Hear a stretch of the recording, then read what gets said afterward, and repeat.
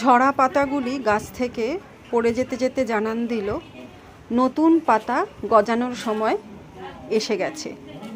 গাছে গাছে নতুন পাতা আর মঞ্জরি বুঝিয়ে দিল নতুন করে বছর শুরু হচ্ছে, সব কিছু আবার নতুন করে শুরু করে দেওয়ার সময় এসে গেল। সবাইকে শুভ নববর্ষের অসংখ্য শুভেচ্ছা জানিয়ে রাখলাম।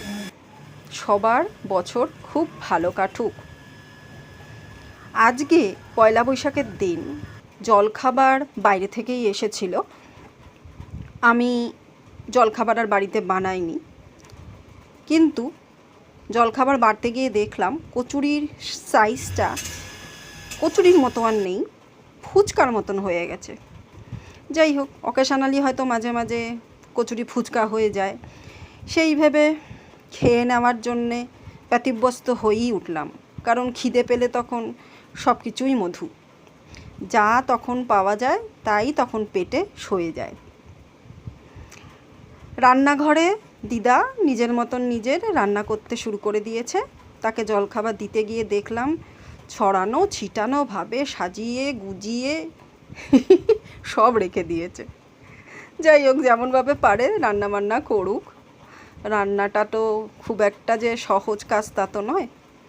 জলখাবার খেতে খেতে ভাবলাম আমি তো ঘরোয়াভাবে রান্নাবান্না করি, আজকে বাড়ির লোকেদের ঘরোয়া রান্না মুখে রুজবে নাকি সেটাই হলো কথা।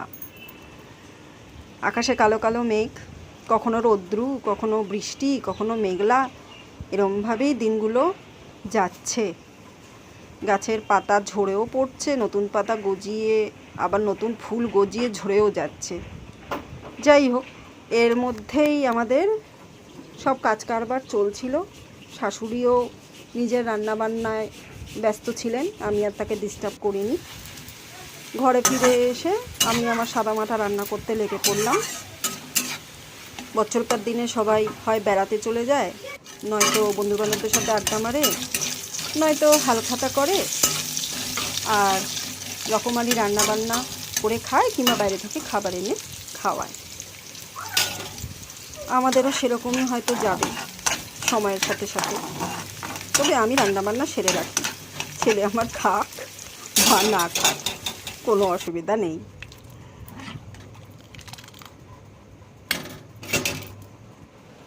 ক্যালেন্ডার এসে গেছে, শুধু লাগানোর অপেক্ষা।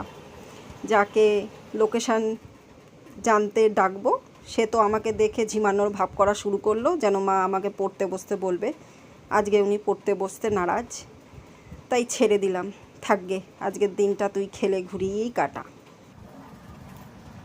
আমাদের সময় পয়লা বৈশাখের আনন্দ মানে ওই ছিল সকালবেলা ঘুম থেকে উঠে স্নান টান সেরে একটা নতুন জামা পরা, তারপর বাড়িতে আমাদের গুরুদেবের পুজো হতো, সেই গুরুদেবের পুজো দেখা।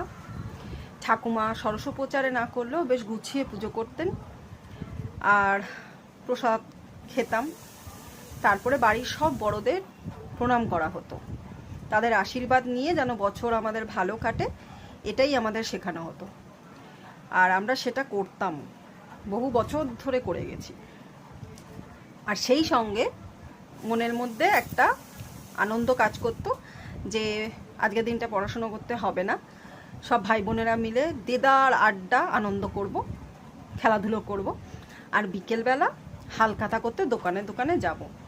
নেমন্তন্নর কার্ড আসতো অনেক দোকান থেকে, সেগুলো নিয়ে আমরা যাব বড়দের সাথে হালখাতা করতে। মিষ্টি খাবো, শরবত খাবো, তারপরে ফেরার সময় একটা ক্যালেন্ডার আর মিষ্টির প্যাকেট সাথে নিয়ে বাড়ি ঢুকবো। এই ছিল আনন্দ। হালখাতা সম্পর্কে যে বিশেষ হিস্ট্রি আছে সেটা আমরা অনেক পরে পড়াশুনো করতে করতে জানতে পেরেছিলাম। সবাই জানে, যারা পড়াশুনো করেছে হিস্ট্রি নিয়ে কিংবা বাংলার ইতিহাস যারা পড়েছে তারা সবাই জানে যে হালখাতাটা কেন হয়, কী কারণে, সেই নিয়ে আর বিশেষ কিছু বললাম না। মোট কথা আমাদের ছোটোবেলাটা এরমভাবেই কাটতো। আর খাওয়া দাওয়া বাড়িতে ঘরোয়া খাওয়াই হতো। চৈত্র সংক্রান্তির দিন নিরামিষ হতো, আর পয়লা বৈশাখের দিন রকমারি একটু আমিষ খাওয়া হতো, মাছ মাংস ডিম যাই হোক কিছু একটা হতো। খুব ইয়েভাবে, মানে যাকে বলে তেল ঝাল মশলা গড়গড়া সেই রকম কিছু না, কিংবা বাইরের হোটেল রেস্টুরেন্টের রান্নার মতন রান্না তাও না, ঘরোয়া পদ্ধতিতেই রান্না হতো, যাতে বাচ্চাদের পেটের কোনো প্রবলেম না হয়। তাই আমরা তৃপ্তি করে খেতাম, ওটাই আমাদের কাছে স্বর্গ ছিল। ব্লগ তোমাদের কেমন লাগছে অবশ্যই জানিও বন্ধুরা।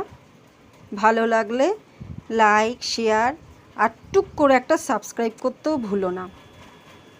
নতুন বছর সবার আশাময় হোক, সবার স্বপ্ন পূরণ করুক।